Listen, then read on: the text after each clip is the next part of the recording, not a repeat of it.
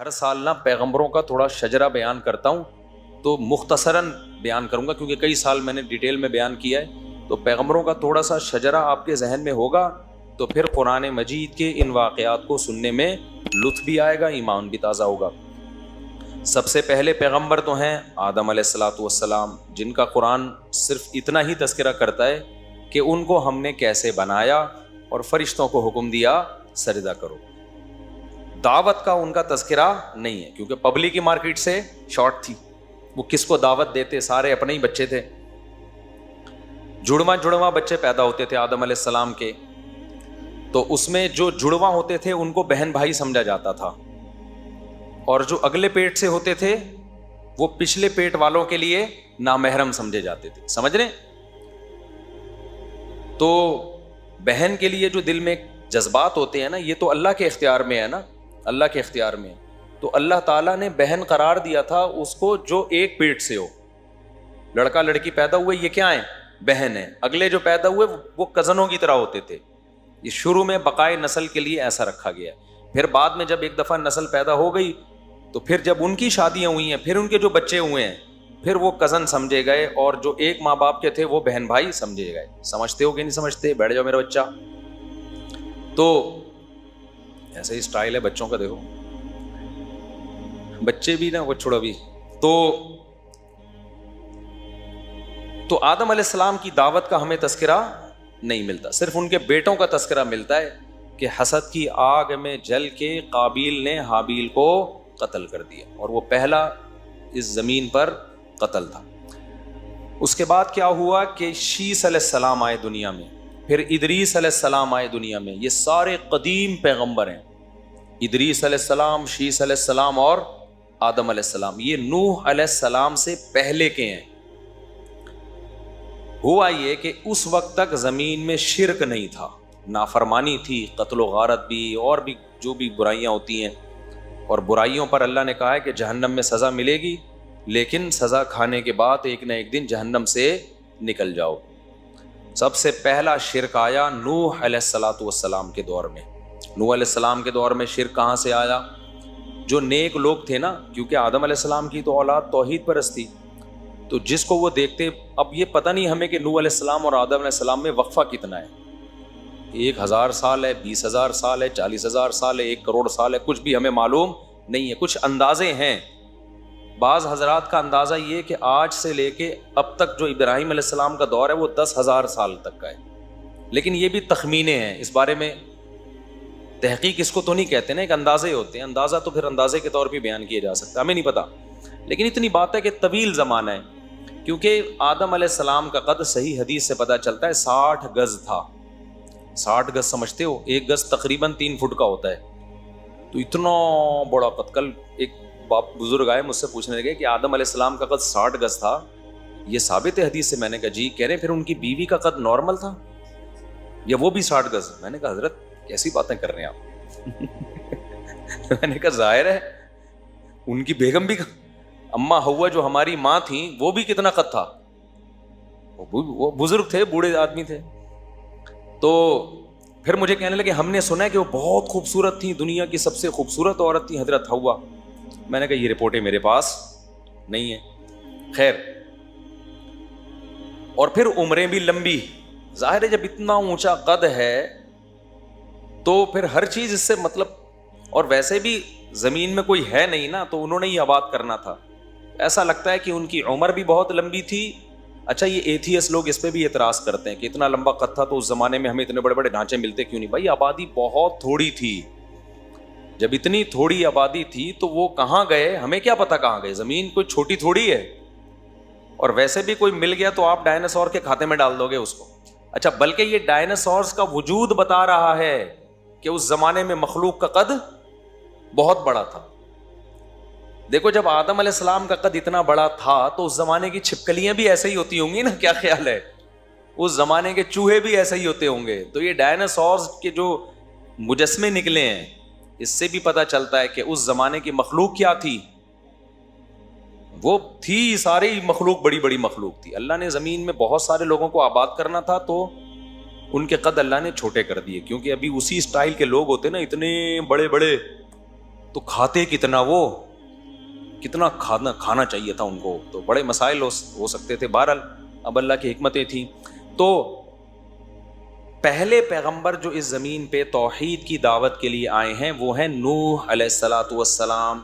نوح علیہ السلام وہ پیغمبر ہیں جن کے دور میں شرک پھیل گیا تھا. شرک کیسے پھیلا تھا؟ جو نیک لوگ ہوتے تھے، بڑے بزرگ ہوتے تھے، لوگ عقیدت محبت میں آ کے بیٹھنا بھی چاہیے، اس سے شریعت نے منع نہیں کیا. آج دو انتہائی ہیں. ایک انتہا یہ کہ بزرگوں کو خدا بنا لو، دوسری انتہا یہ کہ بابا لیس ہو جاؤ، بزرگ ہوتے ہی نہیں ہیں. یہ دونوں افراط اور تفریط ہیں. بھائی بزرگ ہر دور میں مارکیٹ میں ہوتے ہیں، نیک لوگ ہوتے ہیں، ان سے جا کے اصلاح لیا کرو، آشیرواد لیا کرو، ان سے دعائیں کروایا کرو، ان سے ان کی خدمت میں بیٹھا کرو، اس سے بہت فائدے ہوتے ہیں. اس پر قرآن و سنت میں بہت ساری دلیلیں ہیں کہ ان کی صحبت اٹھاؤ. لیکن یہ نہ سمجھو کہ وہ عالم الغیب ہیں، وہ پھونک لگائیں گے تو الیکشن کا سارا وہ پانسا بدل جائے گا. یہ کام اسٹیبلشمنٹ کا ہو سکتا ہے، کسی پھونک کا نہیں ہو سکتا. تو یہ جو ہے نا، اب کیا ہوا کہ وہ بزرگوں کے مجسمے انہوں نے بنا لیے دنیا سے جانے کے بعد یادگار کے طور پر. اسی وجہ سے اسلام میں تصویر پر پابندی لگا دی.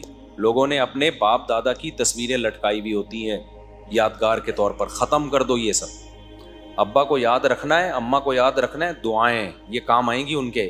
تصویروں سے ان کو عذاب تو مل سکتا ہے، کام نہیں آئیں. تو اپنی پیروں کی، مرشدوں کی تصویریں لگا کے گھوم رہے ہیں. یہیں سے تو شرک پھیلتا ہے. انہی تصویروں کی تعظیم شروع کر دیتے ہیں. نہ، اسلام نے بند کر دیا دروازہ. اگر تصویر سازی کی اسلام میں کوئی اہمیت ہوتی تعظیم کے لیے جو تصویریں ہوتی ہیں، تو سب سے پہلے صحابہ سید الانبیاء کی تصویریں محفوظ کرتے ہیں. کوئی حالانکہ تصویر سازی کا فن اس وقت عروج پر تھا، مگر ہمیں پیغمبر کی ایک تصویر بھی نہیں ملتی. تو اس نبی نے نفی کی ہے تصویروں کی. تو آپ بھی اپنے گھروں میں نا یہ یادگار کے طور پہ شادی بیاہ کی، میں کیسا لگ رہا تھا، میں یوں لگ رہا تھا، چھوڑ دو اس کو. البتہ ڈیجیٹل تصویر کو بہت سے محقق علماء تصویر مانتے ہی نہیں، کیونکہ اس میں قرار نہیں ہوتا، وہ لمبی بحث ہے. خیر، تو نوح علیہ الصلاۃ والسلام کو اللہ نے بھیجا. وہ پہلے پیغمبر تھے جو دنیا میں توحید کی دعوت دینے کے لیے آئے. اس سے پہلے پیغمبر اعمال کی دعوت دینے کے لیے آتے تھے، برائیاں چھوڑ دو، یہ کرو وہ کرو. تو پہلے پیغمبر ہے نوح علیہ السلام جو کس دعوت کے لیے آئے؟ بولو، توحید. اچھا، نوح علیہ السلام کو یہ اعزاز حاصل ہے کہ آدم ثانی کہا جاتا ہے. ہم سب نوح علیہ السلام کی اولاد میں بھی ہیں. جیسے آدم علیہ السلام کی اولاد میں، اسی طرح نوح علیہ السلام کی. وجہ کیا ہے؟ قرآن نے کہا ذریۃ من حملنا مع نوح انہ کان عبدا شکورا وجعلنا ذریتہ هم الباقین. اللہ کہتے ہیں میں نے نوح کی ذریت ہی کو باقی رکھا. حام، سام اور یافث نوح علیہ السلام کے 3 بیٹے تھے. جب پوری دنیا میں طوفان آیا ہے نا، نوح علیہ السلام کی قوم ایمان نہیں لائی. 950 سال دعوت دی نوح علیہ السلام نے. تھوڑا عرصہ نہیں ہوتا. اللہ کا حلم دیکھو. کہتے ہیں نا اللہ حلیم ہے. حلیم کا معنی بردبار، جلدی عذاب نہیں دیتا، مہلت دیتا ہے. کتنی مہلت دی؟ 950 سال. اور نوح علیہ السلام کہتے ہیں دعوت قومی لیلا و نہارا، دن میں بھی دعوت، رات میں بھی دعوت. بار بار بلاتے رہے اللہ کی طرف آؤ، اللہ کی طرف آؤ، اللہ کی طرف آؤ. لیکن ظاہر ہے جس قوم کا پیٹ بھرا ہوا ہونا، اس کو اللہ کے علاوہ سب کچھ سمجھ میں آتا ہے. اس کو اللہ کے علاوہ سب کچھ سمجھنا. جیسے آج کل ہمارے بہت سے عرب لوگ جو ہے نا، معاشی وسائل کی وجہ سے ان کے وہ پیٹ فل ہو چکے ہیں، لہذا اب ان کو مذہب کیا لگ رہا ہے؟ داڑھی والے ان کو اچھے نہیں لگ رہے، مذہب ان کو بالکل بھی پسند نہیں آ رہا. تو اس لیے بعض موقع پہ غربت ہی اللہ کی نعمت ہوتی ہے. ہر ایک کے لیے پیسہ اچھا نہیں ہوتا. تو جس حال میں اللہ رکھے نا اس میں خوش رہا کرو. بعض لوگ کہتے ہیں پیسہ آ جائے، پیسہ آ گیا نا تو اللہ کو ہی نہ بھول جاؤ سب سے پہلے، جیسے کہ بھول رہے ہیں وہ لوگ آہستہ آہستہ. تو اب کیا ہے؟ تو قوم کے پاس وسائل تھے. نوح علیہ السلام بلاتے رہے اللہ کی طرف آؤ، توحید جس نے پیدا کیا اس کو پکارا کرو، وہ اس کو پکارا کرو، مت پکارو ان پتھروں کے بنی ہوئی مورتیوں کو. خالق وہ ہے، مالک وہ ہے. 950 سال. پتہ ہے مسئلہ کیا ہوتا ہے لوگوں کے ساتھ؟ مسئلہ یہ ہوتا ہے لوگ کہتے ہیں یار ہم تو گناہ کرتے ہیں، کوئی عذاب تو آتا نہیں ہے. اتنے لوگ شراب پی رہے ہیں، نارمل لائف گزار رہے ہیں. اتنے لوگ زنا کر رہے ہیں، نارمل لائف گزار رہے ہیں. اتنے لوگ یہ کر رہے ہیں، وہ کر رہے ہیں، نارمل لائف گزار رہے ہیں. یہ بہت بڑی بھول ہے. یہ بہت بڑا دھوکہ ہے. اللہ بار بار کہتے ہیں میں نے جزا اور سزا کا دن دنیا نہیں رکھا بلکہ آخرت رکھی ہے. اگر میں دنیا میں دینا شروع کر دوں تو سارے انسان کے بچے بن جائیں نا. تو یہی مسٹیک ہوئی ہے نوح علیہ السلام کی قوم سے. نوح علیہ السلام نے کہا عذاب آئے گا, اللہ سے توبہ کرو, استغفار کرو, توبہ کرو. 950 سال تک قوم دیکھتی رہی. 950 سال سے ہم سن ہی رہے ہیں, اب تک تو عذاب آیا نہیں. وہ دلائل میں غور نہیں کر رہے کہ جس اللہ نے تمہیں بنایا ہے, جس نے پیدا کیا, تم خود تھوڑی بنے ہو. الم تروا کیف خلق اللہ 7 سماوات طباقا وجعل القمر فیہن نورا وجعل الشمس سراجا خلقکم اطوارا. کیسے ماں کے پیٹ میں اس نے تمہیں کیسے پیدا کیا, خون سے گوشت, گوشت سے ہڈیاں, ہڈیوں سے آنکھیں, گوشت سے آنکھیں, ناک, دل. یہ سارے اسٹیپ بائی اسٹیپ آٹومیٹیکلی تھوڑی ہو رہے ہیں. لیکن میں نے بتایا جب پیٹ بھرا ہوا ہوتا ہے تو اللہ رسول کے علاوہ سب کی باتیں سمجھ میں آتی ہیں. قوم کا پیٹ بھرا ہوا تھا, ان کو نوح علیہ السلام بالکل بھی سمجھ میں نہیں آ رہے تھے. تو اب کیا ہوا؟ اللہ کہتے ہیں پوری قوم کو میں نے تباہ و برباد کیا. نوح علیہ السلام کا واقعہ تو جہاں آئے گا میں انشاءاللہ وہ تفصیل سے بتاؤں گا. پوری قوم تباہ کر دی اللہ نے. تو نوح علیہ السلام کا ایک بیٹا کنعان وہ بھی عذاب میں تباہ ہو گیا. 3 بیٹے جو کشتی میں سوار ہوئے, حام, سام اور یافس. ان 3 بیٹوں سے نسل چلی ہے نوح علیہ السلام. اب ہم میں سے کوئی حام کی اولاد میں, کوئی یافس کی اولاد میں, کوئی سام کی اولاد میں. لیکن یہ تینوں سلسلے جا کے کہاں ملتے ہیں؟ اب یہ انڈونیشیا اور ملیشیا والے لگ رہا ہے سب ایک ماں باپ کی اولاد ہیں, ایک جیسی شکلیں بالکل. انڈونیشیا کے کچھ لوگ آئے نا حج کرنے کے لیے, تو ہمارے استاد سے بوڑھے تھے, بزرگ تھے, انہوں نے کہا یار یہ سب کی شکلیں ایک جیسی, لگتا ہے سب ایک ماں باپ کے بچے ہیں یہ, ٹھیک ہے نا. تو ہم لوگوں میں لگتا ہے کہ ایک مختلف قوموں کا اختلاط ہوا ہے, لیکن انڈونیشین کے بارے میں, ملیشین کے بارے میں لگتا ہے کہ ایک ہی ماں باپ, کہیں ابا اماں گئے تھے ملیشیا یا انڈونیشیا, پھر کہیں اور انہوں نے شادی کی نہیں, بالکل ایک جیسے. چائنا والے بھی ایسا ہی ہیں, تبھی چائنا والے دوسری شادی نہیں کرتے. ان کو پتہ ہے پہلی بیوی بھی اسی شکل کی ملے گی جس شکل کی دوسری بھی اسی شکل کی ملے گی جس شکل کی پہلی ہے. چائنا میں اسی وجہ سے رواج نہیں ہے. ہمارے یہاں اتنی ڈفرینٹ چہرے ہیں. تو چائنا میں کیا ہے, ایک ماں باپ کی اولاد ہیں. خیر, تو اللہ میاں نے اب نوح علیہ السلام جو جب دوبارہ آباد ہوئے, یعنی نوح علیہ السلام کی کشتی جودی پہاڑ پہ ٹھہری, پھر اللہ نے خوب آپ کی اولاد میں برکت دی, خوب اولادیں ہوئی آپ. اور پھر یہ سلسلہ چلتے چلتے چلتے چلتے یہ جو سلسلہ چلا ہے بالآخر ابراہیم علیہ السلام تک آیا ہے. تو حضرت ابراہیم علیہ السلام جو تھے یہ پھر ان کی قوم میں شرک آیا. ابراہیم علیہ السلام نے دعوت دی, اور ابراہیم علیہ السلام کو اللہ نے اتنی آزمائشوں میں ڈالا, اتنی آزمائشوں میں کہ اللہ کہتے ہیں کہ ہر آزمائش میں ابراہیم علیہ السلام پورا اترے. ابراہیم علیہ السلام کی جو تاریخ ہے نا وہ ہم سے وہ یقینی ہے. یعنی یقینی کا مطلب تقریباً یقینی, وہ تقریباً 4000 سال پرانی تاریخ ہے, 4 یا بلکہ 3600 آپ کہہ لیں, کیونکہ نبی صلی اللہ علیہ وسلم اور ابراہیم علیہ السلام کا زمانہ تقریباً 2000 سال کا ہے. کیونکہ اس کی ہسٹری کیا ہے وہ تقریباً محفوظ ہے, کیونکہ ابراہیم علیہ السلام کے بعد نا دنیا میں علم بھی بہت پھیلا ہے. پھر ان کی اولادوں میں, اب ان کی اولادوں کا تذکرہ قرآن میں, تورات میں, انجیل میں, پھر کیونکہ یہودیوں نے بھی ان کی تاریخ محفوظ رکھی ہے نا, تو وہ سلسلہ نبی صلی اللہ علیہ وسلم سے ہم تو 1400 سال ہو گئے, 1445 سال ہو گئے, اور اس سے پہلے 2000 سال, سمجھتے ہو. تو ابراہیم علیہ السلام کے بھانجے ہیں حضرت لوط علیہ السلام, جو گئے تھے قوم لوط, جن لڑکوں سے بدفعلی کرتی تھی وہ قوم. لوط علیہ السلام نے جا کے ان کو سمجھایا اور وہ قوم نہیں مانی, تو اللہ نے پوری قوم کو پٹخ کے ہلاک کر دیا. تو لوط علیہ السلام تھے. پھر ابراہیم علیہ السلام کو اللہ نے بہت بڑی آزمائشوں میں ڈالا. تو ابراہیم علیہ السلام جب تمام آزمائشوں میں پورے اترے تو اللہ نے ابراہیم علیہ السلام کو جو خوشخبریاں دیں ان میں ایک یہ کہ اب جتنے بھی پیغمبر آئیں گے وہ آپ کی اولاد میں ہوں گے, نبوت کو جاری کرے گا. اس لیے ابراہیم علیہ السلام کے دو بیٹے، ایک اسماعیل علیہ السلام اور ایک اسحاق علیہ السلام۔ اسماعیل علیہ السلام حضرت ہاجرہ کی اولاد میں تھے، اور اسحاق علیہ السلام آپ کی پہلی زوجہ حضرت سارہ ان کی اولاد میں تھے۔ اچھا، یہ جو دوسری شادی حضرت سارہ نے ہی کروائی تھی حضرت ابراہیم علیہ السلام کی، لیکن پھر بڑی ٹینشن میں آئی تھی، وہ جب کروا تو دی لیکن کافی ٹینشن میں آئی تھی۔ تو اس سے پتہ چلتا ہے کہ یہ نیچرل ہے عورت کا سوکن کی وجہ سے ٹینشن لینا۔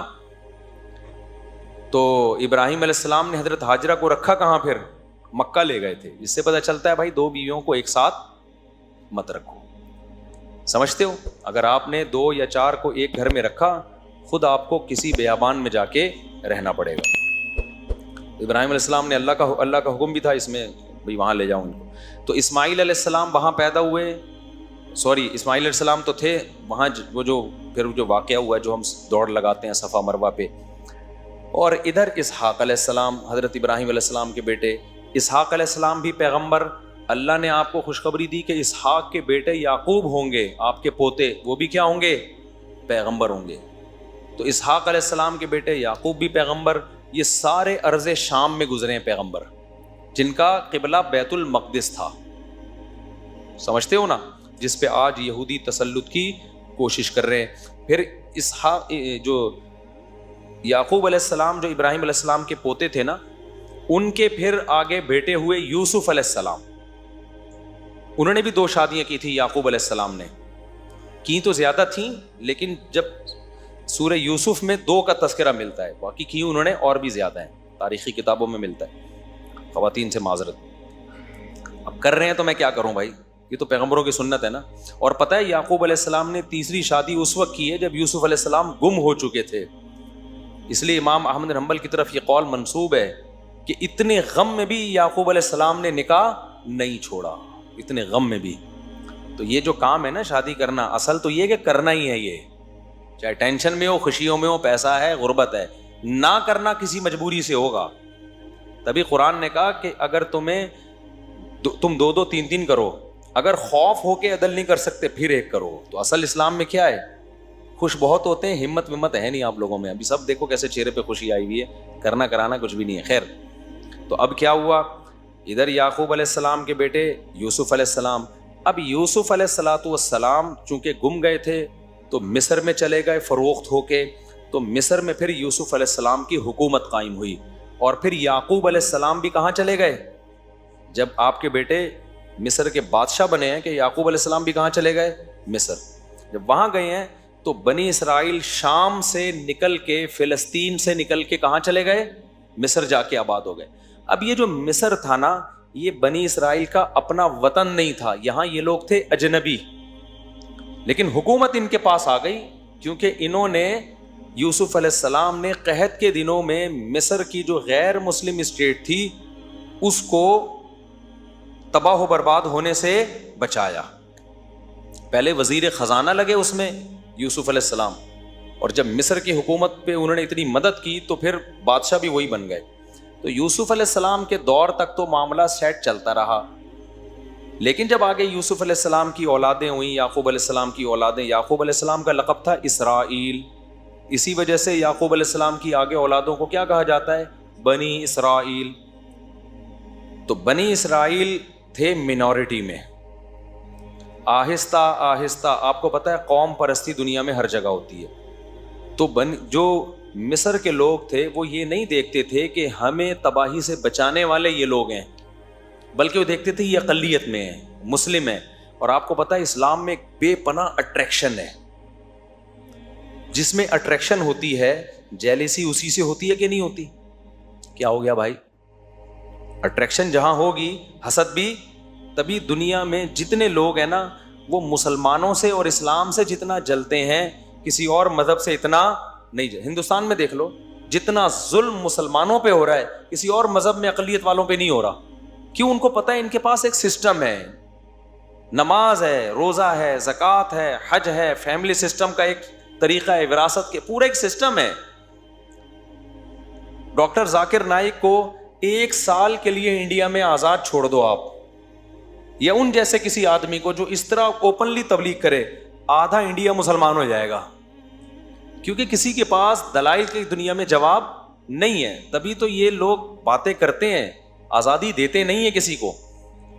تو وہی کام جو آج انڈیا میں مسلمانوں کے ساتھ ہو رہا ہے نا، وہی کام مصر میں بنی اسرائیل کے ساتھ شروع ہو گیا۔ حکمران آتے رہے، انہوں نے کہا بھائی یہ کب سے حکومت کے حقدار ہو گئے، مصر تو ہمارا ہے، یہ تو موصلے ہیں، موصلے۔ لہذا آہستہ وہ تھے منورٹی میں، ان کو حکومت سے بھی نکالا، حکومت سے نکالنے کے بعد ان پہ ظلم کیا، بادشاہ مسلط ہوتے رہے۔ ہر مصر کے ہر بادشاہ کو فرعون کہا جاتا تھا، لقب تھا یہ۔ تو فرعون، مختلف قسم کے فرعون آتے رہے اور اقلیت میں ہونے کی وجہ سے ان پہ ظلم کرتے رہے، لیکن ان کو ایک کھٹکا لگا رہتا تھا کہ یار یہ ہیں حق پرست۔ جو حق پر ہوتا ہے نا، اس میں ایک خاص طاقت ہوتی ہے جو اسے موٹیویٹ کرتی ہے۔ تو ظلم کرتے کرتے ان کو غلام بنا لیا۔ کافی طویل عرصہ بنی اسرائیل نے غلامی کی زندگی گزاری۔ اللہ تعالیٰ کو ترس آیا بنی اسرائیل پر، اور اللہ نے حضرت موسیٰ علیہ السلام کو بنی اسرائیل کی قیادت کے لیے پیدا کیا، اور کمال کر دیا کہ فرعون ہی کے گھر میں فرعون کے دشمن کو اللہ نے بڑا کر کے دنیا کو دکھا دیا کہ دنیا میں ہر ایک سے لڑا جا سکتا ہے، اللہ کی تدبیروں سے نہیں لڑا جا سکتا۔ وہیں پال کے دکھایا اللہ نے کہ جس سے تو ڈرتا ہے نا، وہ تیرے ہی محل میں پلے گا۔ اور اس میں بڑی حکمت تھی کہ موسیٰ کو اس لیے بھی پالا جا رہا تھا کہ جس کو لیڈر بنایا جاتا ہے نا، اور جس کے مقابلے میں اس کے لیے ضروری ہے کہ وہ اس قوم کے کلچر کو جانتا ہو۔ موسیٰ کو دعوت دلوانی تھی فرعون سے، تو فرعون کے کلچر سے اگر واقف نہ ہوتے تو فرعون کو دعوت نہیں دے سکتے تھے۔ تبھی میں یہ کہتا ہوں کہ جس علاقے کی مسجد ہے نا، وہاں کا امام بھی اسی اسٹینڈرڈ کا ہونا چاہیے جس اسٹینڈرڈ کے لوگ وہاں پر رہتے ہیں۔ اگر آپ کسی گاؤں دیہات بھینسوں باڑوں والے جگہ سے کسی امام کو لا کے ڈیفنس کلفٹن گلشن اقبال کا امام بنا دیں گے، وہ وہاں پہ صحیح طرح سے لوگوں کو گائیڈ بولو نہیں کر سکے گا، اس سے بڑے نقصان ہوتے ہیں۔ تو اس کو کچھ نہ کچھ ان کی مینٹل لیول میچ کرنا چاہیے، وہ ان کے لب و لہجے سے واقف ہو۔ تو موسیٰ سے دعوت دلوانی تھی کس کو؟ فرعون کو۔ تو اس لیے پلایا کس محل میں؟ فرعون ہی کے محل میں۔ وہ جا کے آنکھوں میں آنکھیں ڈال کے بات کر سکتے ہیں ان سے۔ تو اللہ تعالیٰ کیا فرماتے ہیں؟ ہاں، اب کیا ہوا؟ موسیٰ علیہ السلام کے ذریعے پھر فرعون کی حکومت کا خاتمہ ہوا۔ سورہ طٰہٰ میں آج اس پر پورا بیان تھا، وہ ہم کسی اور وقت انشاءاللہ کریں گے۔ آج سورہ مریم کو ہم تھوڑا سا جلدی سے کرتے ہیں۔ تو فرعون کی حکومت کا موسیٰ علیہ السلام کے ذریعے خاتمہ ہو گیا، اور پھر پورا وہ حکومت دوبارہ کس کی آ گئی؟ بنی اسرائیل کی۔ پھر اللہ نے بنی اسرائیل کو حکم دیا کہ کچھ کام اللہ نے خود کر دیے جو تمہارے بس میں نہیں تھے۔ اچھا، موسیٰ علیہ السلام کو اللہ نے یہ نہیں کہا کہ فرعون کے خلاف بغاوت کرو، وجہ اس کی یہ تھی کہ اسلام بھی گراؤنڈ ریئلٹی کو دیکھتا ہے۔ بہت پاورفل حکومت تھی جو اپنے اوپر ظلم سہ رہی تھی، وہ ظلم کے خلاف آواز نہیں اٹھ کرتی، وہ بندوقیں توپیں لے کے فرعون کے محل پہ چڑھائی کیسے کرتی؟ گراؤنڈ ریئلٹی یہ تھی کہ بھائی ان سے لڑا نہیں جا سکتا، اس لیے صبر صبر صبر، استعینوا باللہ واصبروا، اے میری قوم اللہ سے مدد کرو، مدد طلب کرو اور صبر کرو۔ آج ہمارے یہاں کیا ہوتا ہے؟ تھوڑی سی طاقت آئی اور ایک دم خلافت کی باتیں شروع، الٹ دو سارا نظام، پلٹ دو، اس کا نتیجہ الٹنا پلٹنا کچھ بھی نہیں ہوتا، اور لاشوں کے انبار لگ جاتے ہیں اور فساد پھیل جاتا ہے سوسائٹی میں۔ جب یہ لڑائی ہوئی تھی نا یہودیت کی 67 یا 71 کی جو وار ہوئی تھی نا عربوں کی اور اسرائیل کی، پتہ ہے آپ کو؟ عرب اسرائیل جو جنگ ہوئی تھی، مولانا ابو الحسن علی ندوی رحمۃ اللہ علیہ نے کہہ دیا تھا اس میں فتح اسرائیل کو ہوگی، عربوں کو نہیں ہوگی۔ حالانکہ عرب اس وقت بہت پرہیزگار تھے اور بہت بڑی تعداد میں تھے، اور سب میں لڑنے کا بے پناہ جذبہ تھا۔ ابو الحسن علی ندوی بہت بڑے عالم گزرے ہندوستان میں، بڑے محقق، آج ان کی ساری پیشگوئیاں پوری ہو رہی ہیں۔ انہوں نے کہا تھا فتح کس کو ہوگی؟ اسرائیل کو۔ لوگ حیران ہوئے کہ حضرت آپ کیا بات کر رہے ہیں، ادھر عرب اتنے، مصر بھی لڑ رہا ہے، لبنان بھی لڑ رہا ہے، اور سعودی عرب بھی تعاون کر رہا ہے۔ تو انہوں نے کہا کہ جہاں حقیقت اور صورت کا مقابلہ ہوتا ہے نا، وہاں کامیابی حقیقت کو ملتی ہے، صورت کو نہیں۔ کہا کہ یہاں صورت تو ہے، نعرے، جذبے، سجدوں کے محراب، اللہ کی یاد میں رونا، شہادت کے جذبے، تیاری نہیں ہے. یہودی کے پاس کچھ بھی نہیں ہے، تیاری پراپر کر کے میدان میں اترا ہے. اسے پتا تھا کہ مصر سے بھی حملہ ہو سکتا ہے میں جب یہ کروں گا، پہلے سے اس نے اس کا انتظام کیا ہوا تھا.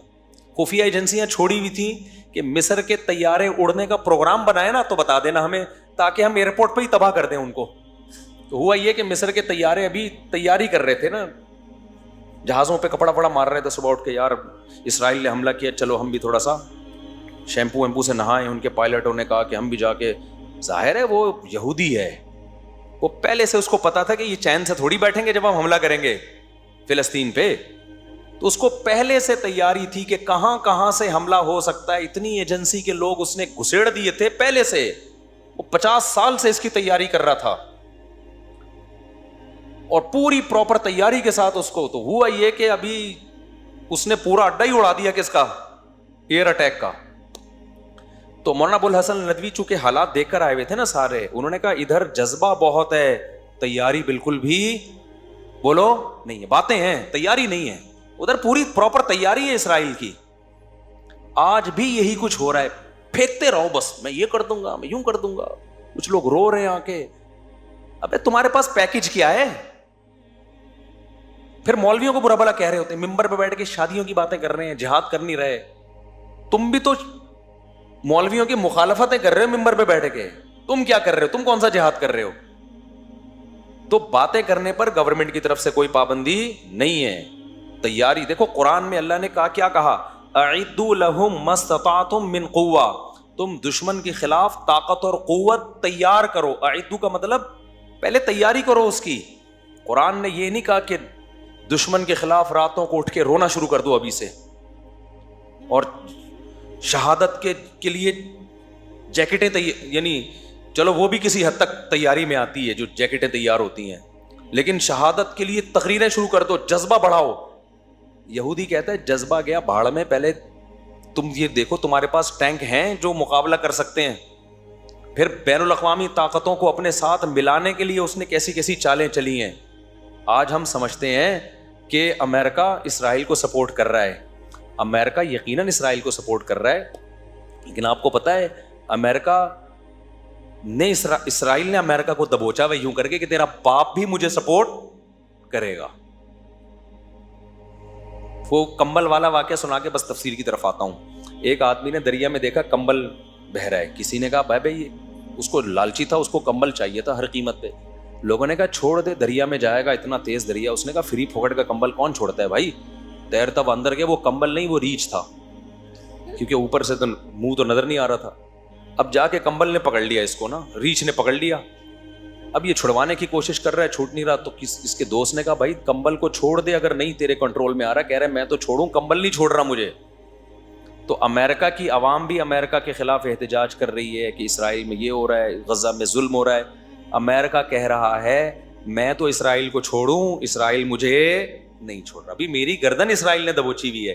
اتنا سا ملک ہے، سازشیں کر کر کے نا پلاننگ کی ہے 100 سال پہلے کہ یار ہم منورٹی میں ہیں، بزنس اپنے قبضے میں لو. جتنی ملٹی نیشنل بڑی بڑی کمپنیاں ہیں ساری کس کی ہیں؟ زیادہ تر یہودیوں کی ہیں، زیادہ تر یہودیوں. ایسا جال بچھا ہے اور ہمارے پاس کوئی پلاننگ سرے سے نہیں. ہماری پلاننگ پتہ ہے کیا ہے؟ ایک دھماکہ اپنے ہی ملک میں اور کر دو خلافت کے نام پہ، تاکہ تھوڑا سا جو دم رہ گیا ہے نا وہ بھی کیا ہو، ختم ہو، تاکہ ہماری حکومتیں بھی انہی دھماکوں سے ہی نمٹتی رہیں. پھر ایک دھماکہ وہاں، ایک دھماکہ وہاں، ایک دھماکہ وہاں، ایک دھماکہ وہاں، وہ دھماکے بس. وہ کوئی پلاننگ نہیں ہے کہ اس کا رزلٹ کیا نکلے گا آگے جا کے. تو مولانا ابو الحسن ندوی نے کہا تھا کہ جنگ اس میں اربوں کو، حالانکہ اس وقت کے عرب میں اور آج میں زمین اور آسمان کا فرق ہے. سمجھتے ہو افغانستان میں جب رشیا آیا ہے نا تو پوری دنیا نے مل کے مدد کی ہے افغانستان کی. پوری دنیا نے قربانی بے پناہ دی افغانوں نے. تو بہت زبردست ایک طریقے سے کام ہوا ہے. اس کے بعد جا کے روس کے پاؤں کھڑ کے ختم کیے. آج کیا ہو رہا ہے غزہ میں؟ کون مدد کر رہا ہے ان کی؟ یہاں سے ہم آٹے بھر بھر کے بھیج رہے ہیں، پراٹھے بنا بنا کے کھاؤ. وہ کیا کرے گا بیچارے؟ تو نہ ہونے سے یہ بھی غنیمت ہے نہ ہونے سے یہ بھی ہے، یہ نہیں کہ آپ مدد کرنا چھوڑ دیں. تو آٹے بھیج رہے ہیں، چاول بھیج رہے ہیں، راشن بھیج رہے ہیں، چلو ٹھیک ہے پیٹ بھر جائے ان کا، لیکن یہ اس طرح سے تھوڑی ہوگا جب تک، اور یہ افراد نہیں، جب تک یہ جو مسلم کنٹریز ہیں یہ متحد ہو کے پلاننگ کر کے ایک لائحہ عمل نہیں بناتے کہ ماضی میں ہم سے کیا غلطیاں ہوئی ہیں، ان غلطیوں کو ہم نے ریپیٹ نہیں کرنا، اس کے بعد جا کے یہ کام ہوگا تو ہوگا. ورنہ بھائی یہ جو جس طرح سے ابھی چل رہا ہے نا، اللہ مدد کر دے تو دیکھو وہ تو پھر اللہ سے تو کوئی لڑ نہیں سکتا، وہ تو 313 کو 1000 پہ فتح عطا فرما سکتا ہے. اور ہمیں امید ہے انشاءاللہ، کیونکہ ان کی قربانیاں رنگ لائیں گی انشاءاللہ. تو کیونکہ احادیث سے تو ہمیں یہی پتہ چلتا ہے کہ یہودیت کا بیڑا غرق ہونے والا ہے آخری دور میں. جو ہے نا یہ جو یہودیوں کو عزت ملی ہے نا، یہ اصل میں یہ وہ اس عزت کی مثال ایسے، قرآن تو جگہ کا جگہ کہتا ہے ان کے لیے مقدر میں ذلت ہے. اب سوال پیدا ہوتا ہے ذلت ہے تو انہوں نے تو امریکہ کو دبوچا ہوا ہے. تو دیکھو ذلت کے لیے نا پہلے عزت ضروری ہوتی ہے. ہمیشہ عزت دار آدمی کو ذلیل کیا جاتا ہے، ذلیل پہلے سے مزید ذلیل نہیں ہوتا. تو اللہ یہودیوں کو بہت ساری قومیں مسلط ہوئی ہیں، ذلیل کرتی رہی ہیں. اس دفعہ اللہ کیا کر رہے ہیں کہ ایک دفعہ آخری تم عزت حاصل کر لو، اس کے بعد طبیعت سے تم کیا ہو گئے؟ ذلیل. وہ ایک آدمی ایک محلے میں گیا نا، آ کے کہنے لگا شکر ہے میری عزت نہیں ہے اس محلے میں. لوگوں نے کہا کیوں؟ کہہ رہے میں یار ذلیل ہو جاتا اگر میری عزت ہوتی. عزت ہے ہی نہیں تو ذلیل بھی نہیں ہوا. تو لیکن ہمارے کوئی پروگرام نہیں ہے جو اسرائیل نے تیاری کی ہے، ہم اسباب کی دنیا سے غافل ہیں. تو ایسے تھوڑی ہوتا ہے. اللہ نے قرآن میں کیا کہا ہے کہ ان اللہ لا یغیر ما بقوم حتی یغیروا ما بانفسہم. اللہ نے کسی قوم کی حالت اس وقت تک چینج نہیں کی ہے جب تک وہ خود اپنے آپ کو چینج نہیں کرتے. تو ہم چینج ہی نہیں کرتے اپنے آپ کو، اور من حیث القوم چینج نہیں کرتے ہیں، باتیں پھینکتے رہیں گے. اسکالرز بھی آ کے نا اور تخریب کاری کر رہے ہیں خلافت اور جہاد کے نام پہ. وہ بھی کچھ نہیں کر رہے ہوتے. ہر تھوڑی دیر میں فیس بک پہ کلپ آ رہا ہے، یہ مولوی کچھ نہیں کر رہے، یہ مولوی یوں نہیں کر رہے، یہ مولوی تو. تو کیا کر رہا ہے یار؟ تو بتانا بھائی، تم بھی تو بتاؤ کیا کر رہے ہو. تم بھی تو پھینک رہے ہو نا بیٹھے باتیں بیٹھ کے. کوئی پیکج دو. اس کی میں ایک مثال دیتا ہوں بس، یہ پھر آگے چلتا ہوں. ایک صاحب میرے پاس آئے، مجھے کہنے لگے میں نوجوانوں میں اتنا کام کرنا چاہ رہا ہوں، یہ کام بڑا زبردست. انہوں نے مجھے لگا کہ بس 5 سال میں پاکستان میں خلافت راشدہ کا دور قائم ہونے والا ہے. مجھے کہنے لگے کہ اب آپ نا ایک میرے چینل پہ ایک ریکارڈنگ کروا دیں کہ یہ بندہ اتنا کام کرنا چاہ رہے، اس کے ساتھ تعاون کریں، چندہ بندہ دیں، اس کا بڑا ویژن ہے. ابے میں نے کہا کچھ کام تو کر کے دکھا میرے بھائی. میں تیرے لیے چندے کا اعلان کروں، کروڑوں روپے لے کے تو مارکیٹ سے شارٹ. کچھ کام کر کے دکھاؤ، میں دیکھوں گا کہ 4 سال میں کیا آؤٹ پٹ آیا ہے، 5 سال میں کیا آؤٹ پٹ آیا، اس کا کیا رزلٹ نکلا. پروگرام شروع میں ہی وڑ تو نہیں گیا کہیں تمہارا؟ جو تھوڑا بہت پروگرام چل رہا ہے ایسا نہ وہ بھی بڑھ جائے.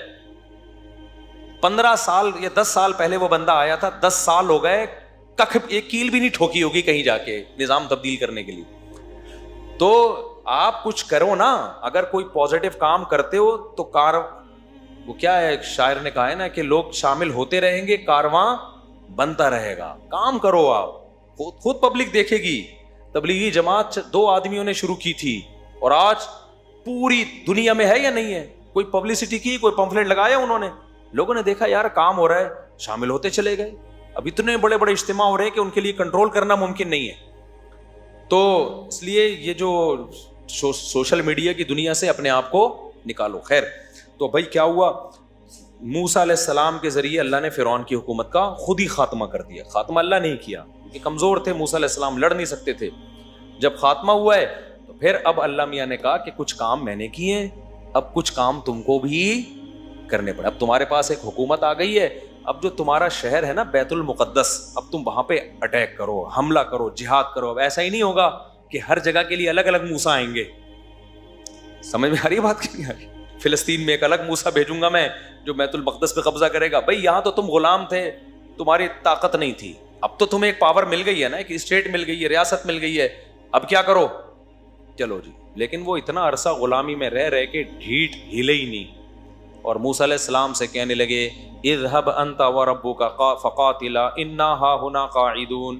اے موسیٰ بہت طاقتور لوگ ہیں، اتنے لمبے لمبے قد ہیں. اپنی انٹیلیجنس بھیجی تھی انہوں نے، جا کے دیکھ کے آؤ، تھوڑے چھوٹے سائز کے ہوئے تو لڑ لیں گے، تھوڑا 6 فٹ سے اوپر کے ہوئے تو نہیں لڑیں گے. تو انہوں نے جا کے چٹا لے کے گئے وہ لوگ نا، بندے ناپ کے آئے. انہوں نے بولا بھائی بہت قومن جبارین، بڑے طاقتور لوگ ہیں، ہم ان سے نہیں لڑ سکتے، موسیٰ علیہ السلام کی قوم میں 2 لوگ تھے نیک لوگ.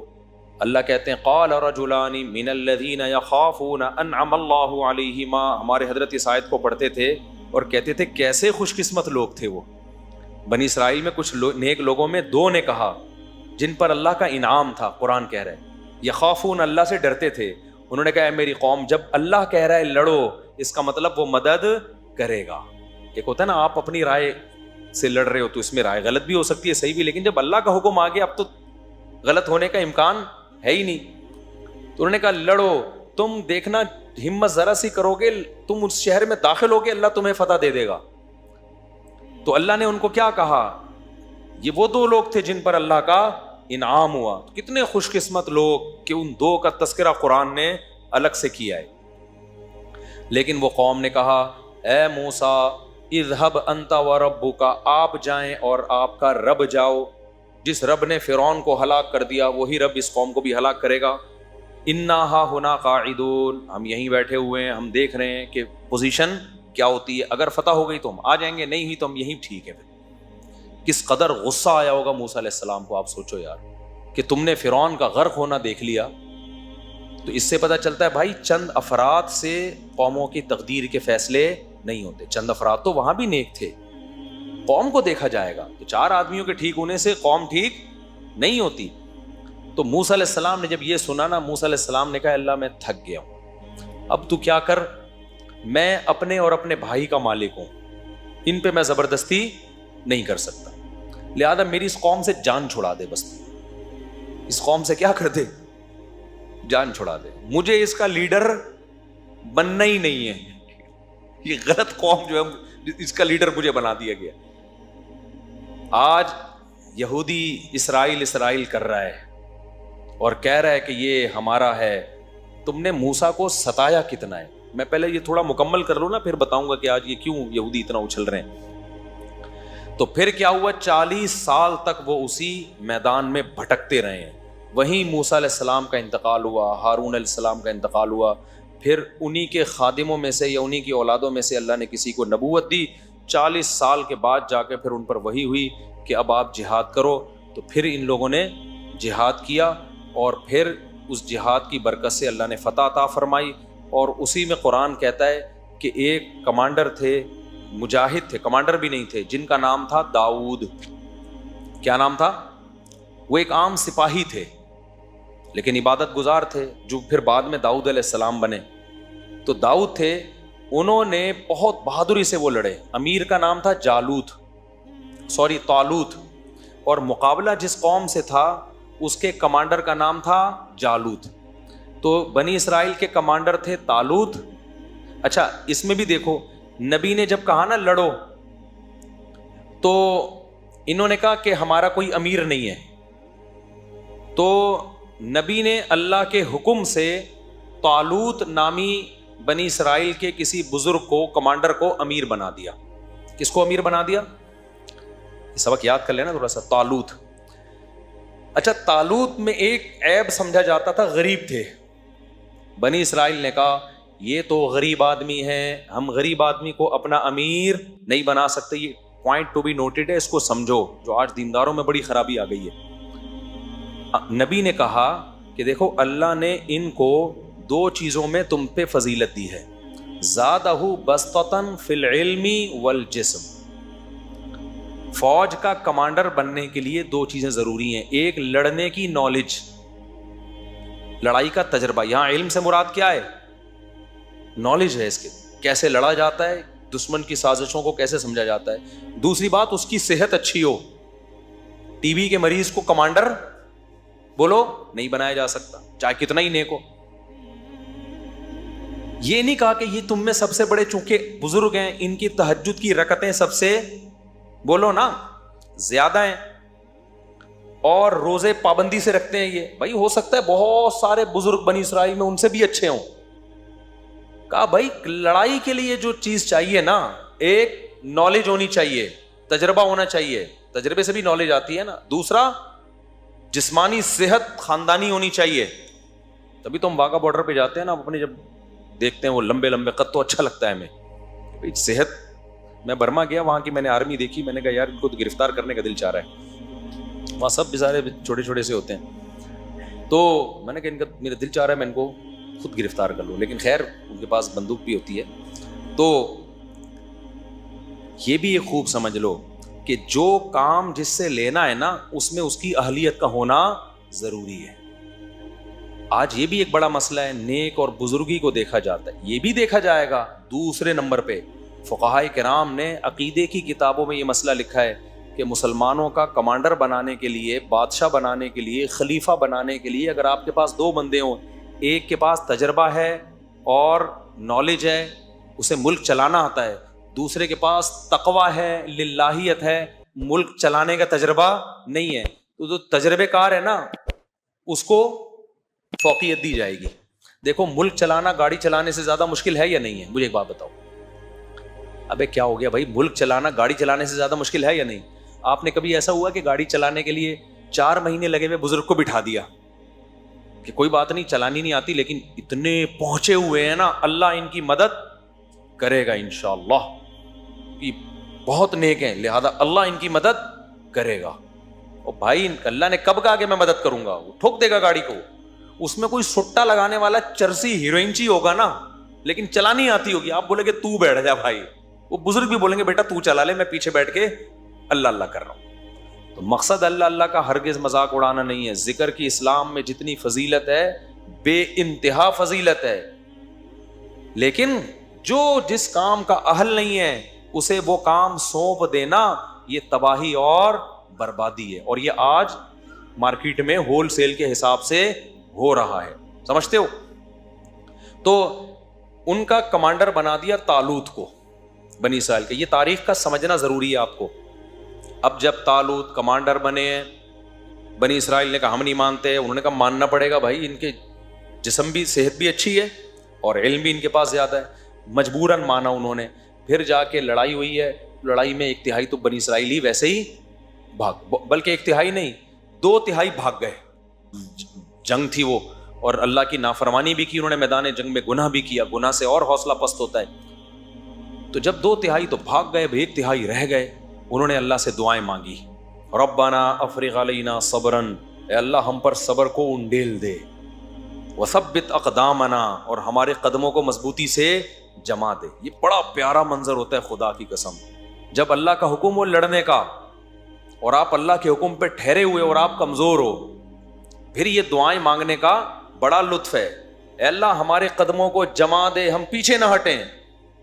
اللہ نے جمایا ان کے قدموں کو. سامنے بہت بڑا ان کا سردار تھا جالوت, وہ بھی ظاہر ہے علم میں اور جسم میں طاقتور تھا نا, تبھی تو اس کو کمانڈر بنایا تھا. اور جب کافر لوگ کمانڈر بناتے تھے نا تو پھر وہ شکل بھی دیکھتے تھے کہ جتنی ڈرونی شکل کا آدمی ہے نا اس کو بنایا جائے.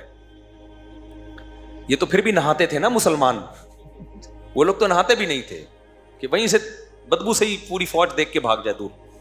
نہانا وہانا تو اب سیکھا ہے گوروں نے, 100-150 سال پرانا قصہ. اس سے پہلے کا خلافت عثمانیہ کے دور میں جب کوئی فرانس کا یا کوئی UK لندن وغیرہ کا شہزادہ آتا تھا نا, یا کوئی ملکہ بادشاہ سے ملکہ سے ملنے, تو تاریخی کتابوں میں لکھا ہوا ہے کہ اس کو پہلے واش روم میں سروس ہوتی تھی اس کی, اس کے بعد بادشاہ سے ملوایا جاتا تھا. تو ان میں رواج نہیں تھا. تو اب کیا ہوا ہے کہ اسی جو طالوت کی قوم میں جو ہے نا, طالوت کے جو ماتحتوں میں ایک فوجی تھے داؤد علیہ السلام, ان لوگوں میں تھے جو بھاگے نہیں تھے. اور نہ صرف یہ کہ بھاگے نہیں, جب قوم کمزور ہو, دشمن طاقتور ہو, ایسے موقع پہ بہادری دکھانا بڑے کمال کی بات ہوتی ہے. داؤد علیہ السلام نے ڈائریکٹ ہدف کس کو بنایا؟ جالوت کو. ایسے موقع پہ تو ہر آدمی کہہ رہا ہوتا ہے میں بس ہلکی ہلکی یوں نا تلوار چلاتا رہوں, نمبر آ جائے میرے اور جان بچ جائے. داؤد علیہ السلام نے کیا کیا؟ ہدف کس کو بنایا؟ جالوت کو. بڑی بہادری کی بات ہے. اور داؤد علیہ السلام عبادت گزار بھی بہت تھے, عبادت کے ساتھ یہ چیز ہو تو پھر مزہ ہے. آج جو عبادت زیادہ کرتا ہے اس سے چلا بھی نہیں جا رہا ہوتا, ہلا ہی نہیں جا رہا ہوتا. نیک اتنا ہوتا ہے, بیٹھتا ہے تو پولیس آتی ہے اس کو اٹھانے کے لیے, کولیسٹرول کا پورا ڈبہ بن چکا ہوتا ہے وہ. آپ ماضی اٹھا کے دیکھیں, صحابہ, تابعین. قرآن کیا کہتا ہے؟ وَكَأَمْ أَيٍّ مِّن نَبِيٍّ قَاتَلَ مَعَهُ رِبِّيُّونَ كَثِيرٌ. کتنے پیغمبر ہیں جن کے ساتھ اللہ والے مل کے لڑے ہیں. تو اللہ والے کیا کرتے تھے؟ پہلے ان پیغمبروں کے ساتھ مل کے لڑتے تھے. تو لڑائی کے لیے جسم کا ایکٹیو ہونا ضروری ہے یا نہیں ہے؟ اگر وہ ہر وقت تیجے 40ویں کی دیگیں پھوڑتے رہتے, حلوے, مانڈے, ربیع الاول کے مانڈے, پھر رجب کے کنڈے, اور پھر تیجے کے کنڈے, پھر فلانے کی دیگ کا ڈھکن, پھر وہ فلانے کی میلاد شریف, اگر یہ سب کچھ کر رہے ہوتے تو قرآن کیا کہتا؟ وَكَأَيٍّ مِّن نَبِيٍّ أَكَلَ مَعَهُ رِبِّيُّونَ كَثِيرٌ معاذ اللہ. بہت سارے پیغمبر ایسے گزرے ہیں جن کے ساتھ ایسے اللہ والے لوگ تھے جو دیگوں کے ڈھکن کھولتے رہتے تھے اور دیگیں پھوڑتے رہتے تھے. قرآن تو کہہ رہے ہیں ان کے ساتھ ایسے اللہ والے لوگ تھے جنہوں نے تھوڑے تھوڑے ہو کے بھی بڑی بڑی طاقتوں کو شکست دی ہے. یہ جسم کی ایکٹیونیس کے بغیر, پھرتیلے پن کے بغیر, طاقت اور قوت کے بغیر ممکن نہیں ہے. تو یہ اسلام کا حصہ ہے اپنے جسم پہ محنت کرنا. پھوڑنے پھاڑنے کو نا مذہب سے نکال دو خدا کے لیے. رجب کے کنڈے, پھر ربیع الاول کے مانڈے, اور پھر 11ویں کے حلوے, اس پہ اسلام کا لیبل مت لگاؤ. اسلام کھانے کا حکم نہیں دیتا, اسلام روزوں کا حکم دیتا ہے. سمجھتے ہو؟ روزہ رکھنے والا ایکٹیو ہوتا ہے, پاور ہوتی ہے اس کی جسم میں. کھانے پینے والا ایکٹیو نہیں ہوتا, وہ گھی کا ڈبہ ہوتا ہے, کولیسٹرول کا ڈبہ ہوتا ہے. وہ آج جا رہے ہیں بہت سے, آپ کو لگے گا ڈھکن کھولنے کی دیر ہے. یہ خود دیکھ بن چکے ہیں. ایک تو نیچرلی کوئی موٹا ہو تو وہ تو اللہ کی طرف سے. میں نے بڑے بڑے علماء بزرگ دیکھے ہیں جو نہیں کھاتے لیکن قدرتی طور پہ جسم بھاری ہے. تو صحابہ میں بھی تھے, تابعین میں بھی تھے, اور بہت سارے اہل اللہ تھے ایسے. لیکن میں ان لوگوں کی بات کر رہا ہوں جو کھاتے ہیں, نہ دوڑتے ہیں نہ چلتے ہیں, کھا کھا کے عجیب حالت ہو گئی ہے. خیر, تو اب جب قتل کیا داؤد نے جالوت کو, تو ظاہر ہے ایک قوم وہ تھی جو 2/3 بھاگ گئے. اللہ کا ان پہ غضب ہوا کہ نہیں ہوا؟ تو اللہ کا جب غضب نافرمانوں پہ ہوتا ہے تو جو ایسے موقع پہ فرما برداری کرتے ہیں ان پہ رحمت بھی تو ہوتی ہے کہ نہیں ہوتی؟ تو رحمت اللہ کی اس پوری جنگ میں سب سے زیادہ داؤد علیہ السلام پہ ہوئی. یہ اس وقت پیغمبر نہیں, نبوت نہیں ملی تھی ان کو. اللہ کہتے ہیں انہوں نے جب بہادری سے لڑے اور جالوت کو قتل کر دیا, آتاہ اللہ الحکمہ, اللہ نے آپ کو نبوت بھی عطا کر دی, اور بالآخر بنی اسرائیل کے بادشاہ بھی کون بن گئے؟ داؤد. پوری خلافت کس کے ہاتھ میں آ گئی؟ بولو, داؤد علیہ السلام. آج بھی یہودی داؤد علیہ السلام کا, تو وہ ڈیوڈ کہتے ہیں, نام ہی چینج کر دیا انہوں نے, تو بہت زبردست تذکرہ کرتے ہیں. تبھی تو وہ داؤد علیہ السلام کی یادیں کرنے کے لیے کہ ہمارا کیا ماضی تھا. پھر جب داؤد علیہ السلام کو حکومت ملی ہے, داؤد علیہ السلام کی قیادت میں پھر جہاد شروع ہوا. داؤد علیہ السلام کے بارے میں حدیث میں بھی ہے, قرآن میں بھی ہے, بے انتہا عبادت گزار. ساری زندگی داؤد علیہ السلام نے روزہ رکھا. ایک دن روزہ ایک دن ناغا, ایک دن روزہ ایک دن ناغا. یہ پوری زندگی داؤد علیہ السلام کا معمول تھا. اور پوری زندگی تہجد, اور قرآن, وہ جو زبور کی تلاوت کرتے تھے. اللہ نے آپ کو آسمانی کتاب بھی نازل کی آپ کے اوپر. ایسی خوبصورت آواز داؤد علیہ السلام کو اللہ نے عطا فرمائی کہ جب آپ زبور کی تلاوت کیا کرتے تھے تو پرندے آ کے ٹھہر جایا کرتے تھے. اور آپ کو اللہ نے ایک معجزہ دیا, کیونکہ ذکر بہت کثرت سے کرتے تھے.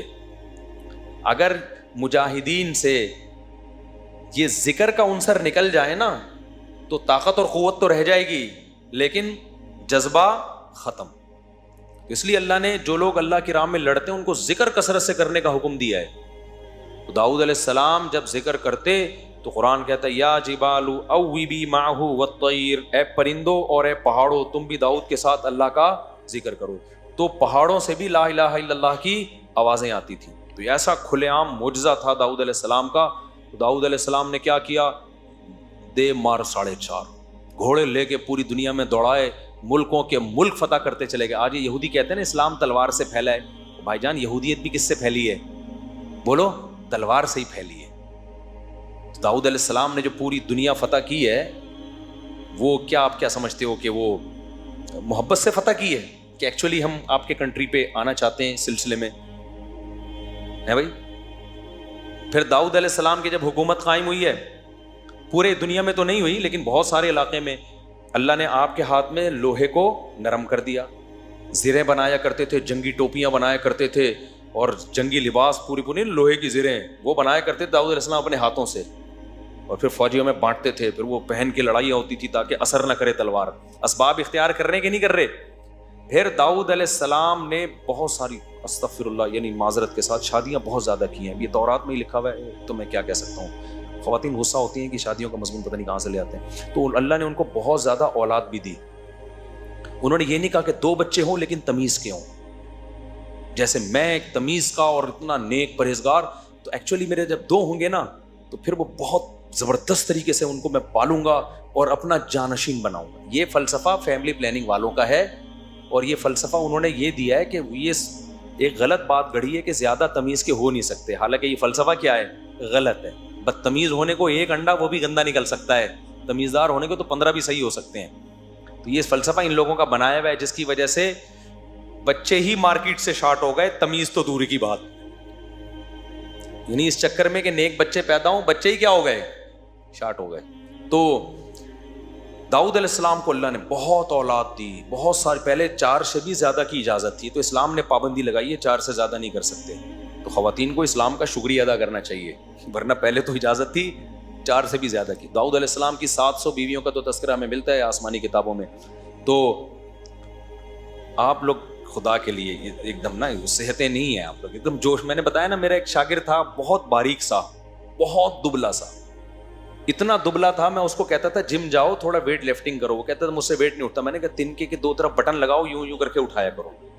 تو جب بھی میں 2-3 شادیوں کی بات کرتا تھا نا, وہ ایک دم جوش میں آ جاتا تھا, ایک دم خوش. میں کہتا بھائی ذرا آرام سے. میں نے کہا یار یہ تمہارے لیے آپشن نہیں. میں نے کہا تم شادی کرو گے 4-6 گلوکوز کی بوتلیں پہلے باہر رکھنا. مذاق کرتا تھا, اپنا شاگرد تھا, وہ ہنستا تھا میرے مذاق پہ. تو اب داؤد علیہ الصلوۃ والسلام کو اللہ نے بیٹے دیے بنی اسرائیل میں, ان کا نام سلیمان. تو سلیمان علیہ السلام بھی بہت عالی شان پیغمبر, ان کو بھی کنگ سلیمان کہتے ہیں نا آج بھی گورے. ان کو ایسی بادشاہت ملی کہ ابا سے جو خلافت ملی تھی نا, تو اس کو اور انہوں نے آگے پھیلا دیا, اور اتنا جہاد ہوا ہے. تو یہودیت بھی کیسے پھیلی ہے بھائی دنیا میں؟ تلوار سے ہی پھیلی ہے. اب تعبیرات کا فرق ہوتا ہے. تلوار سے کی طاقت سے دنیا سے زنا اور برائی کا خاتمہ کیا ہے. اب آپ اس کو تعبیر کچھ بھی کر لو. تو اب کیا ہے کہ سلیمان علیہ الصلوۃ والسلام کی 100 بیویاں تھیں, صحیح بخاری میں. تو سلیمان علیہ الصلوۃ والسلام کی بھی اولاد ہوئی. تو پھر وہ جب واقعات آئیں گے سلیمان السلام کے پھر بتاؤں گا میں انشاءاللہ. ابھی تو تھوڑا سا خاکہ آپ کی نظروں میں بٹھا رہا ہوں نا انبیاء کا سلسلے کا. تو سلیمان علیہ الصلوۃ والسلام کی بہت بڑی ریاست قائم ہوئی ہے دنیا میں نا. اللہ نے آپ کے جنات بھی آپ کے تابع کر دیے. یہ حرام مصر دنیا کا عجوبہ ہے یا نہیں ہے؟ تو عین ممکن ہے یہ جنات کا تعمیر کردہ ہو. دنیا حیران ہے نا یار, یہ اتنی بڑی بڑی بے جوڑ اینٹیں جن میں جوڑ نہیں ہے, یہ کون سے کرینوں نے لا کے پہاڑوں کے اوپر رکھی ہیں؟ ہو سکتا ہے جن نے یوں کر کے اٹھا کے ایسے کر کے رکھ دی ہو. اور یہ بھی ممکن ہے کہ اس دور میں ٹیکنالوجی نے ترقی بہت زیادہ کر لی ہو, اس کا بھی پورا امکان ہے. تو یہ ضروری تو نہیں ہے نا کہ سائنسی ترقی ابھی ہوئی ہے, ہو سکتا ہے پہلے ہوئی ہو, پھر دنیا میں کوئی تباہی ہوئی ہو اور سارا پروگرام بڑھ گیا ہو, بہت کچھ ہو سکتا ہے. تو سلیمان علیہ الصلوۃ والسلام کی قیادت میں بہت بڑے حصے پر ان کی حکومت ہوئی ہے. یہ ساری اللہ نے اولاد ابراہیم کو نوازا ہے. اب چکر کیا ہے؟ چونکہ ان لوگوں میں پھر برائیاں آنا شروع ہوئی یہودیوں میں, پھر سلیمان علیہ الصلوۃ والسلام کے آگے سلسلہ جو چلا ابراہیم علیہ السلام کا, انہی میں پھر حضرت زکریہ علیہ السلام پیدا ہوئے, حضرت عمران پیدا ہوئے, جن کے بارے میں ہمیں نہیں پتا کہ نبی تھے یا نہیں تھے, لیکن قرآن نے ان کا تذکرہ بہت اہتمام سے کیا. ان اللہ اصطفیٰ آدم و نوحا وآل عمران علی العالمین, کہ اللہ نے آل عمران کو جہان والوں پر منتخب کیا.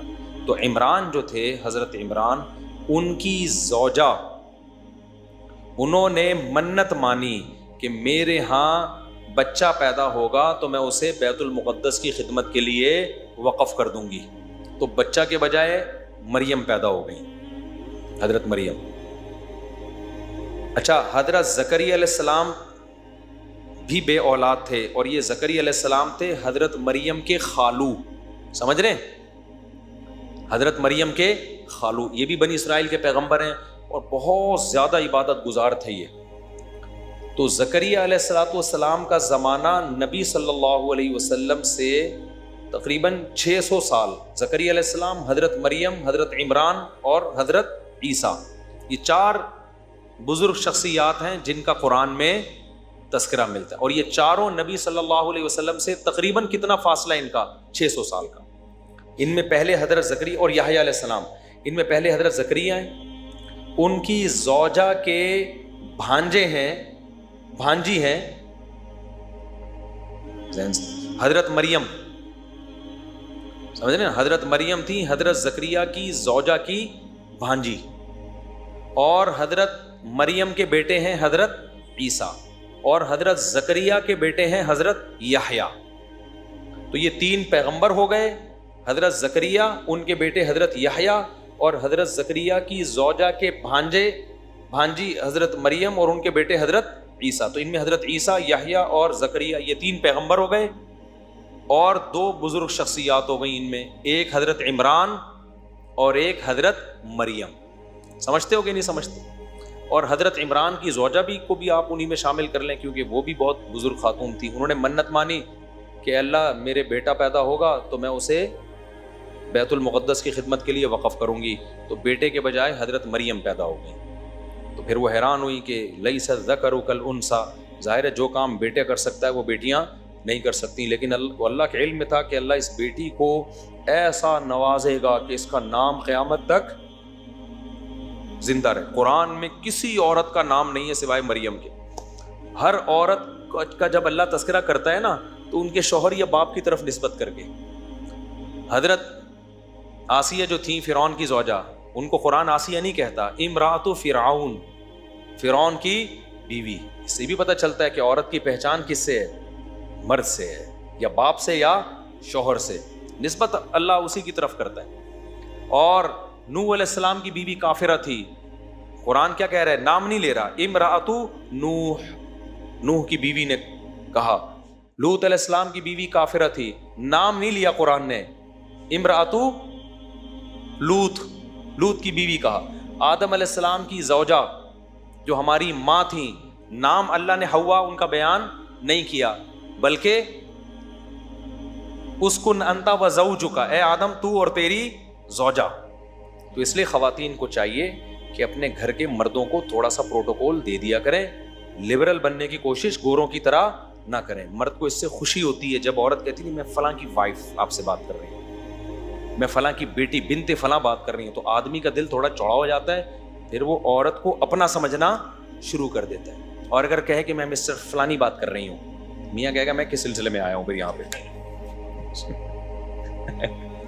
اور یہ گوروں نے بھی تھا، مرسز فلاں چلتا تھا نا گوروں میں، جب تک ان کا فیملی سسٹم چل رہا تھا نا، مرسز، وہ بھی نام نہیں لیتے تھے. یہ چند سال پہلے کی بات ہے. اب تو گوروں نے بھی مرسز ورسز ختم. تو صرف حضرت مریم کا نام لیا ہے قرآن نے. اس میں کیا حکمت ہے؟ کیونکہ قرآن بالکل واضح کہنا چاہتا ہے کہ عیسیٰ مریم کے بیٹے ہیں، مریم کے. وہاں اگر فلانی بنتے تو کنفیوژن پیدا ہو سکتی تھی. اس سے بھی پتہ چلتا ہے کہ جہاں کنفیوژن کا خطرہ ہو نا، پھر عورت کا نام لیا جائے گا، پھر شرم و حیا نہیں ہوگی. جیسے نکاح جب پڑھاتے ہیں تو اس میں لڑکی کا نام اناؤنس کیا جاتا ہے. اس میں یہ نہیں ہو کہ فلانے کی بیٹی اور فلانے کو پتہ نہیں کتنی بیٹی ہیں، کون سی والی کو ہو رہا ہے کون سی کا نہیں ہو رہا. جہاں ضرورت ہوگی وہاں نام اناؤنس کیا جائے گا، جہاں ضرورت نہیں ہوگی تو عورت کا نام چھپا دینا یہ بہتر ہے. اس کی نسبت کس کی طرف کر دی جائے؟ اس کے اللہ نے مردوں کو بڑی عزت دی ہے، اور اس میں عورت کا بھی فائدہ ہے. عورت اگر مردوں کو رسپیکٹ دے گی نا تو مرد کا دل کیا ہوگا بھائی؟ بڑا ہوگا. پھر اس کے لیے قربانی دے گا. اور اگر اس کی آنکھوں میں آنکھیں ڈال کے بات کرے گی تو پھر آدمی تو پاورفل ہے بھائی، وہ پھر عورت کو رسپیکٹ نہیں دے گا. وہ کہے گا جب تم ہمارے جیسی تو ہم بھی پھر ٹھیک ہے، ہم تھوڑی تمہارے لیے قربانی دیں گے. وہ تو اب کیا ہوا، جلدی سے بات کو سمیٹتا ہوں. زکریا علیہ الصلوۃ والسلام کی بھی اولاد نہیں تھی، اور حضرت تو اس خاندان میں نا اللہ نے کوئی خاص رحمتیں کی، کیونکہ بنی اسرائیل کے یہ سلیکٹڈ لوگ تھے. ان کی خاصیت کیا تھی؟ قرآن کہتا ہے کانوا یسارعون فی الخیرات. حضرت عمران ان کی زوجہ، حضرت زکریا ان کی زوجہ، یہ جو خاندان تھا یہ راتوں کو اٹھ کے عبادت کیا کرتے تھے اور ہم سے دعائیں مانگا کرتے تھے، رغباً و رہبا، جہنم کے خوف سے اور جنت کی لالچ. تو کسی خاندان کو اگر سلیکٹڈ بنانا ہے نا اللہ کی نظر میں، تو اس میں تہجد کا رواج بہت ضروری ہے. کسی بھی خاندان میں اگر یہ رواج ہے نا رات کو اٹھ کے دعائیں مانگتے ہیں، اور دعائیں کیا یہ نہیں کہ فلانے کی جاب لگ جائے، وہ بھی مانگیں آپ، اصل کیا ہے کہ آخرت کی فکر ہو. تو تو یہ پھر وہ خاندان ہے جو اللہ کی نظر میں بہت زیادہ منتخب ہے. پھر ان کے ساتھ معجزے کرامتیں ہوتی ہیں. تبھی جب زکریا علیہ السلام کو اللہ نے خوشخبری سنائی کہ آپ کی اولاد ہوگی تو وہ حیران ہونے لگے. ابراہیم علیہ السلام کو جب خوشخبری سنائی آپ کی اولاد ہوگی حیران ہونے لگے. ان کی بیوی حیران ہونے لگی کیسے؟ تو اللہ نے فرمایا بھائی تم پر اللہ کی رحمتیں ہیں، برکتیں ہیں. اور پھر اللہ نے بھی فرمایا یسارعون فی الخیرات، یہ لوگ نیکیوں میں ایک دوسرے سے آگے بڑھتے تھے اور ہمیں راتوں کو اٹھ اٹھ کے پکارا کرتے تھے. تو جب تم یہ ایسا کام کر رہے ہو جو پبلک نہیں کرتی تو میں بھی تمہارے ساتھ وہ کام کروں گا جو پبلک کے ساتھ نہیں کرتا. پبلک میں جب تک شادی نہیں ہوتی اولاد نہیں ہوتی، مریم تجھے شوہر کے بغیر میں بیٹا دوں گا. پبلک میں 90 سال کے بوڑھوں کو اولادیں بولو نہیں ملتی. لیکن بھائی آپ پبلک سے ہٹ کے کچھ الگ کام کر رہے ہو تو آپ کو 90 سال میں بھی اللہ کیا دے گا؟ اولاد دے گا. تو یہ زکریا علیہ السلام اور عیسیٰ علیہ السلام تک ہم نے سلسلہ بیان کیا. وقت چونکہ بہت زیادہ ہو گیا. اب کل میں انشاءاللہ زکریا علیہ السلام اور حضرت مریم اور عیسیٰ علیہ السلام کے جو اللہ نے سورہ مریم میں واقعات سنائے ہیں وہ میں انشاءاللہ ڈیٹیل سے بتاؤں گا. اور یہودی جو کہہ رہے تھے نا کہ ہم نے اتنی دنیا پہ حکومت کی ہے، آج بھی یہودی کہتے ہیں ہم تو اللہ کے سلیکٹڈ لوگ ہیں، ہم میں ایسے ایسے پیغمبر گزرے. تو اللہ بتائے گا کہ تم لوگوں نے ناشکری کی انتہا کی ہے، ان پیغمبروں کی تم نے قدر نہیں کی جس سے اللہ نے یہ خلافت چھین کے اسماعیل علیہ السلام جو حضرت ابراہیم کے دوسرے بیٹے تھے نا جو مکہ میں پلے تھے ان کے حوالے کر دی ہے. اب یہ اہل اسلام کا دین ہے جس کو فالو کیا جائے گا تو نجات ملے گی. اب یہودیت کو فالو کرنے میں نجات نہیں ملے گی. لیکن یہودیوں کو حسد ہے، وہ اپنا ماضی یاد کرتے ہیں جی سلیمان اور داؤد، او بھائی وہ تھے، وہ اب نہیں. اور ان کا بھی تم نے حشر کیا تھا، ان کا تم نے میجورٹی نے ان کے ساتھ کیا ہے، اس کا کی سزا تم پہ ملی ہے کہ اللہ نے تم سے خلافت اور حکومت چھین لی.